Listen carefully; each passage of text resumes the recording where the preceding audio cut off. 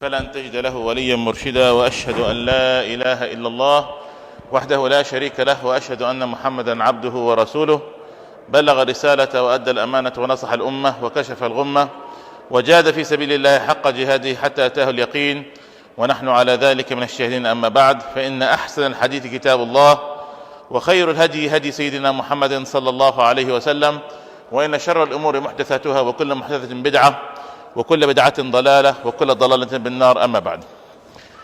Today, my dear respected brothers and sisters, we're going to be talking about, last week we spoke about the secret of siyam, the secret of fasting, the secrets of the things that someone would have to equip himself with as he approaching the month of Ramadan. Today I'm going to be talking about how and what are the secrets of Hajj. Many of us would think, well, this is a one lifetime opportunity, and we think, well, once I get to it, I'll be ready. But my dear respected brothers and sisters, with experience, even though this could be a one-time opportunity, but there is many things that need to be prepared for, that an individual have to be mentally prepared for in order for him to go this trip. Because imagine, with all the arkan that we have in our religion, like for instance, the prayer you have 5 times a day, the fasting every year you have a month of fasting.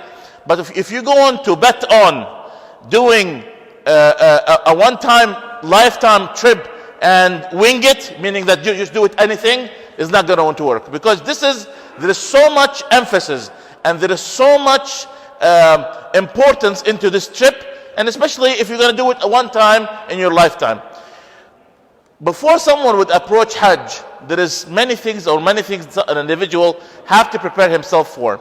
One of the most important, ya ikhwan, is the fact that many of us, when we say we want to do Hajj, we just take a ticket and go with a Hajj company, and the next thing, somebody is in a plane.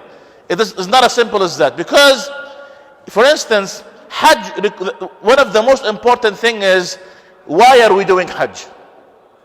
Why are we doing Hajj? Hajj, ya ikhwan, is the whole purpose of it. When someone go into Hajj and enter into the environment of al-manasik, your number one goal is for you to come back home with a page clean of sins. I mean, nowadays people make so much investment, and especially for those who are coming from North America, we make so much investment into Hajj. I mean, nowadays an average cost of Hajj here for someone living in America is about $10,000.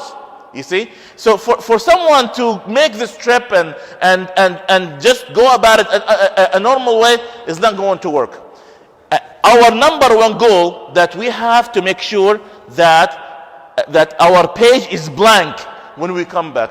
As Prophet Muhammad ﷺ said, for someone who, al-Hajj al-Mabrur, the acceptable Hajj, there is no reward for it except for Jannah. No reward for it except for Jannah.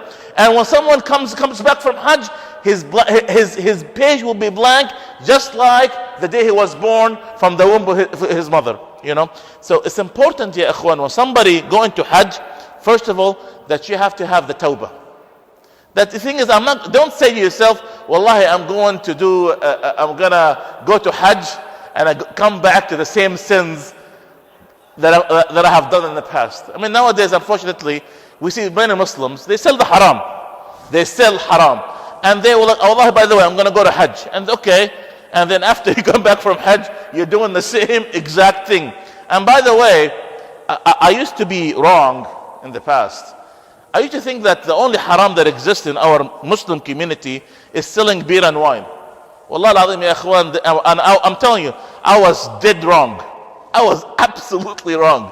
There is so much haram that exists when people, the haram that people eat.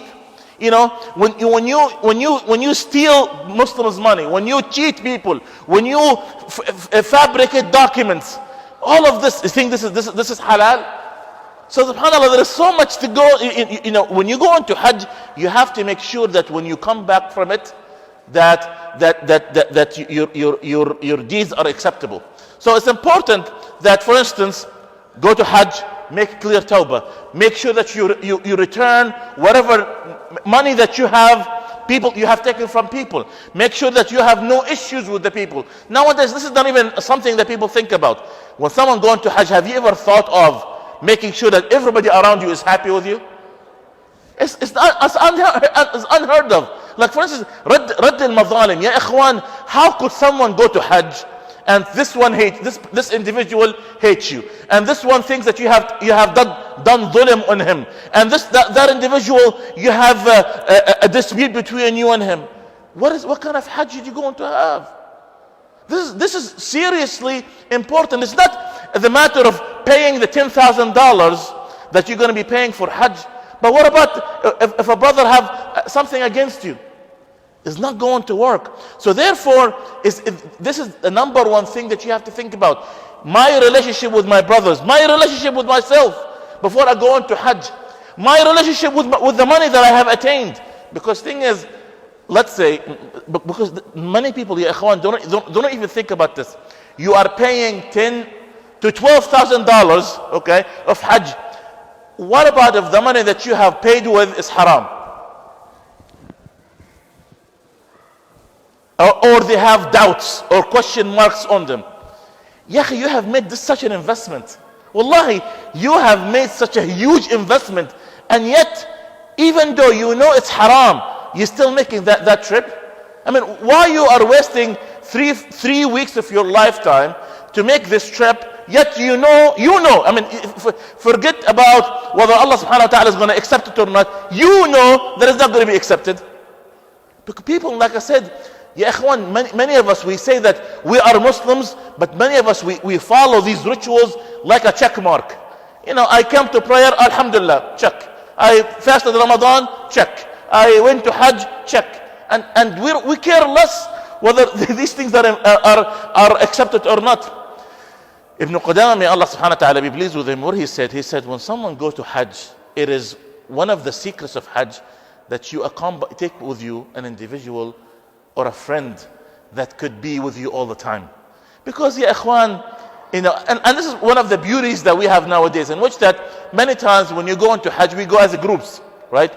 So take with you someone who's your friend, who if you are wrong, he would guide you. And if he was wrong, you would advise him, and etc. You know, this is important because, you know, this is a trip of a lifetime. Especially if you're gonna do it once in your lifetime, make sure that you always, you know, checking every single aspect, you know, during that. Because a lot of times, ya ikhwan, and I'm gonna say this in a minute, many of us, we don't know ourselves unless we travel. I'm going to say this again. Many of us, we don't know ourselves unless we travel. Because the traveling exposes us. This is the reality. Because thing is, maybe nowadays, you know, we love each other, we shake hands, alhamdulillah, assalamu alaikum, I love you, you love me, and okay, everything is fine. But when in the times of Hajj, things are exposed. Or not just Hajj, any sort of travel. Because with this situation, your morals is being tested, your patience is being tested, how you deal with others is being tested. You know, so this is something is extremely important, and so you have to make sure someone that's always with you during your Hajj times to make sure that and it's better if it's someone of good moral, someone who behaves good, because this is extremely important as far as the checks and balances.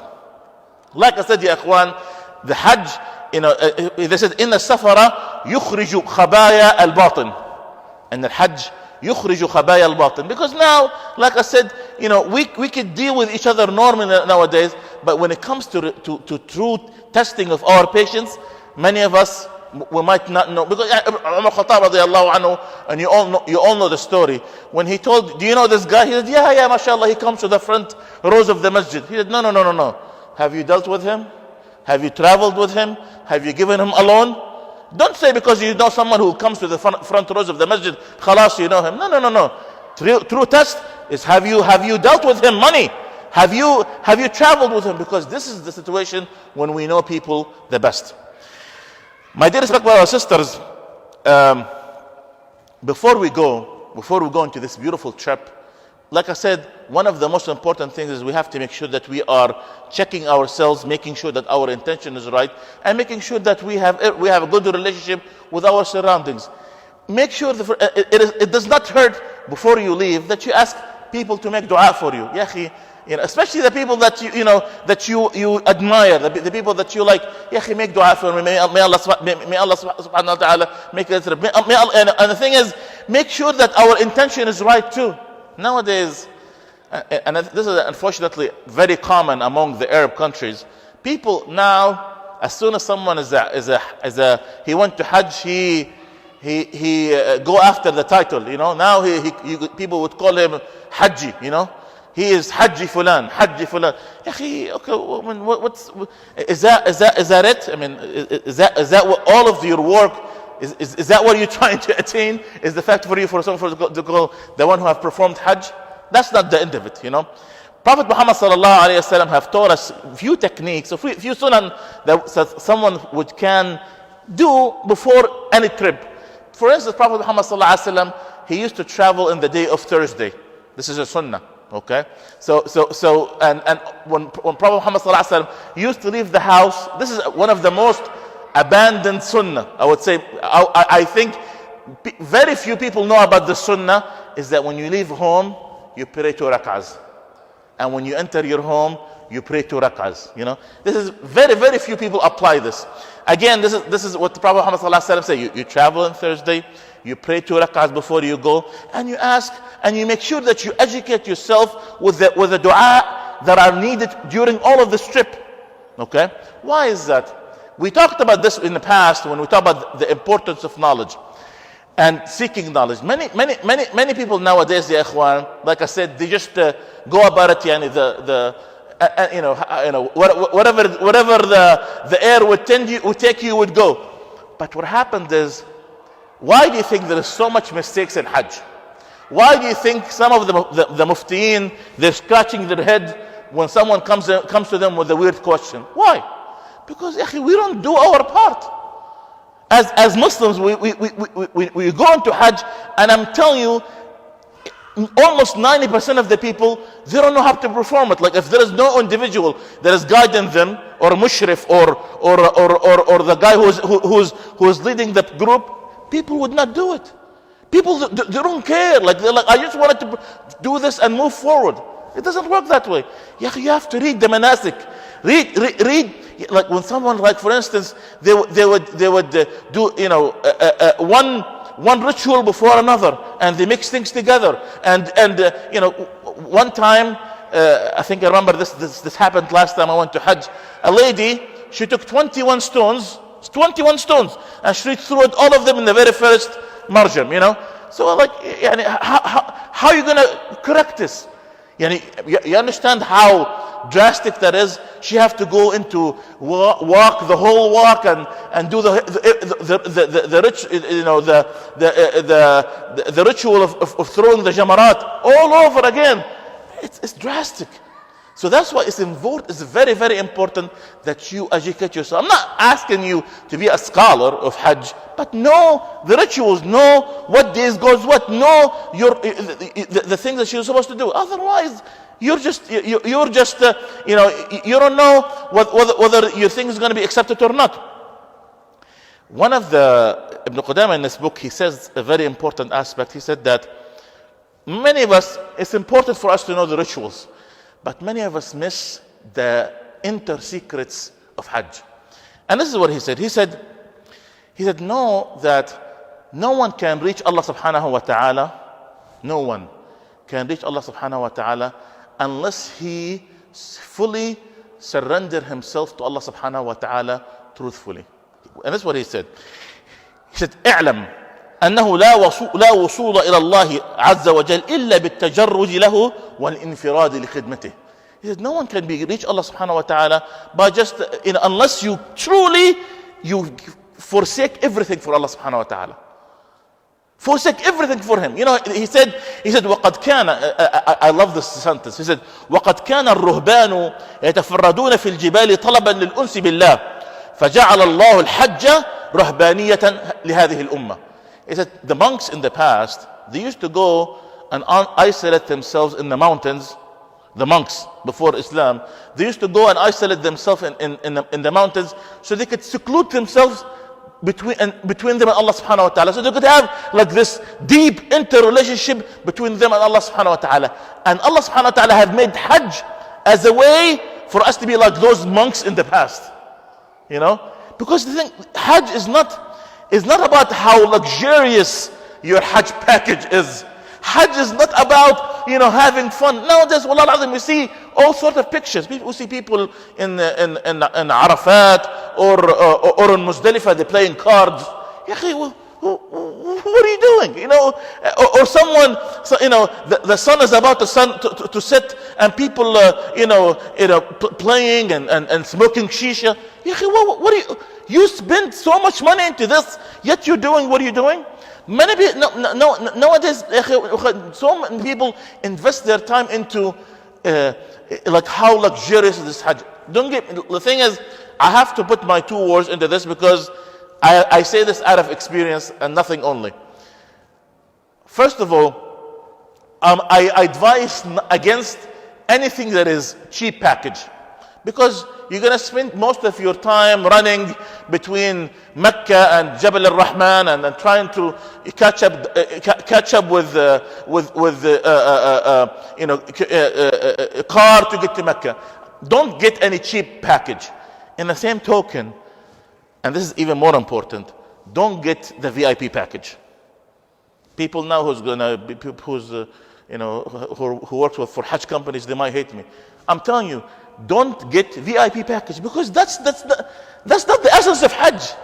It's for you to make sure that you have an open buffet and the lambs are roasting in front of you, and the only thing you have to eat and stuff yourself. That's not the intent of Hajj.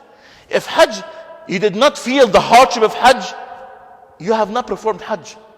If you don't feel the fact that you have struggled and walked and sweated and lost weight, just like we talked about last week, how could you say that you have fasted Ramadan, yet you have not lost any weight?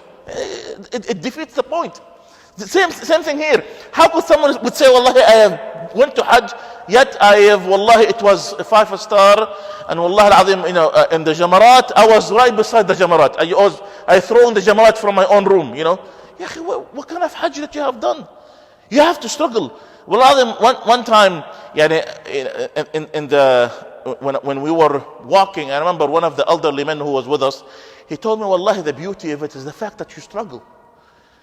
The beauty of it is that, yes, maybe these people have VIP and they have it all, but the thing is, if you don't feel the struggle of it, you don't taste the beauty of Hajj. And the Hajj, Hajj is for you to get dirty. Hajj is for you to get dusted. Hajj is for you to prostrate your face in the ground and you have mud on you. Because that's the true servitude. That's the true showing, that you are a slave of Allah subhanahu wa ta'ala. But for you to think it's all about luxury, it doesn't work that way. And like I said, many people nowadays, they invest so much time into how beautiful and how. No, I'm saying get something nice, decent, but in the same token, don't spend so much money into getting these, nowadays, wallahi, no exaggeration. I have seen people pay $25,000 for a Hajj package. And this is like super VIP. The only thing is for them is left is with a helicopter to go around the haram, to make tawaf. What is this? So the thing is, Prophet Muhammad sallallahu alayhi wasallam, in the correct hadith, look at this. He said, إن الله تعالى يباهي بالحاج الملائكة. Allah subhanahu wa ta'ala is become proud of us in front of his angels. And he said, فيقول انظروا إلى عبادي أتوني شعثا غبرا. Look at my servants, they came to me and they're dusted, من كل فج عميق, they came from each and every corner of this earth, أشهدكم أني قد غفرت لهم.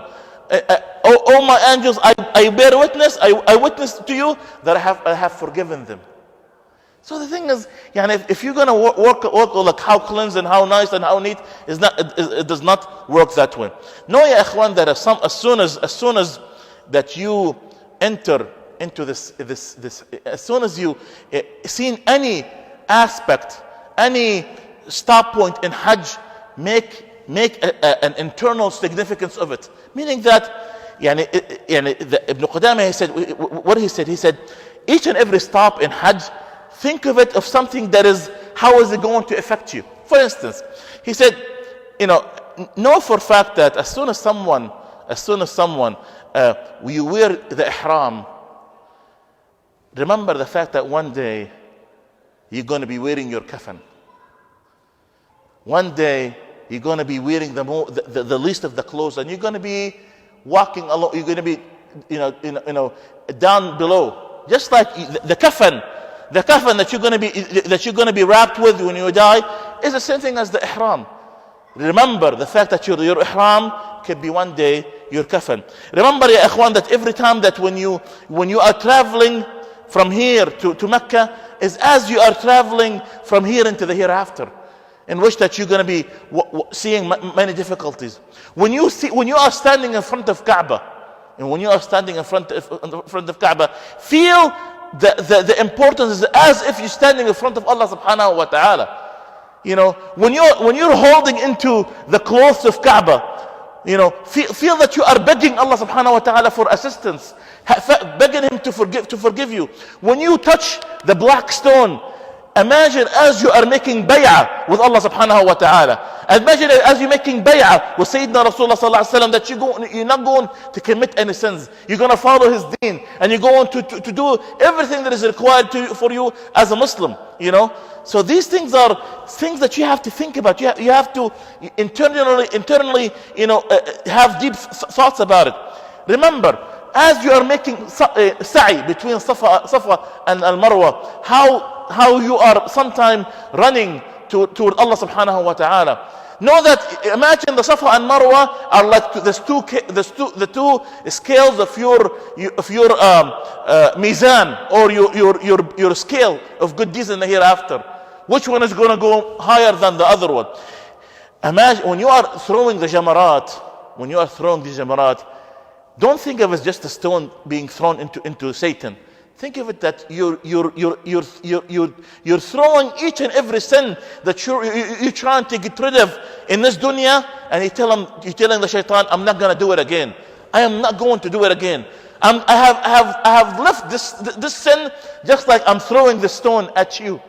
There is a lot of things that we need to think about. When you go and visit Medina, every single aspect, every single stone on that haram, know that maybe Prophet Muhammad sallallahu alaihi wasallam have stepped on it. As you are walking in the places of the Sahaba and Sayyidina Rasulullah sallallahu alaihi wasallam, when you are standing in Arafah, you have to think of Ard al-Mahshar, the land of gathering in the hereafter, where everybody is going to be tied beside each other, and one is crying, and one is begging, and one is making dua for their forgiveness. Think about that. Because all these, my dear brothers, all these things that we do during Hajj are not just rituals, they're just there for them to be done. There is a higher, much higher things, deep things that we need to think about. Allah subhanahu wa ta'ala have made these stations is for us to think about, what's going to happen to us for the rest of our life, what's going to happen to us in the hereafter. And know that when you say Salamu Alaikum, when you go to the grave of Sayyidina Rasulullah sallallahu alayhi wa sallam, imagine the Sayyidina Rasulullah sallallahu alayhi wa sallam is replying the salam to you. Prophet Muhammad sallallahu alayhi wa sallam said, ما من أحد يسلم علي إلا رد الله علي روحي حتى أرد عليه السلام. Imagine this. That he said, there is no one who says salam to me. Prophet Muhammad sallallahu alayhi wa sallam said this. There is no one says salam to me unless Allah subhanahu wa ta'ala give me back my spirit, and I would reply the salam to him. I would reply the salam to him. Ya ikhwan, with all these things being done in Hajj, I have not talked about in this session about the fiqh or the issues or the ruling. No, these things that to me is as important are the other things that we talk about. But we have to make sure that we internalize these things. Each and every step of Hajj have its significance into our hearts before anything else. Inshallah, bidnillahi ta'ala, we'll stop here. And bidnillahi ta'ala, tomorrow, next week, bidnillahi ta'ala, we're going to be talking about what is the secrets, or what is the adab, the etiquette of reading the Quran.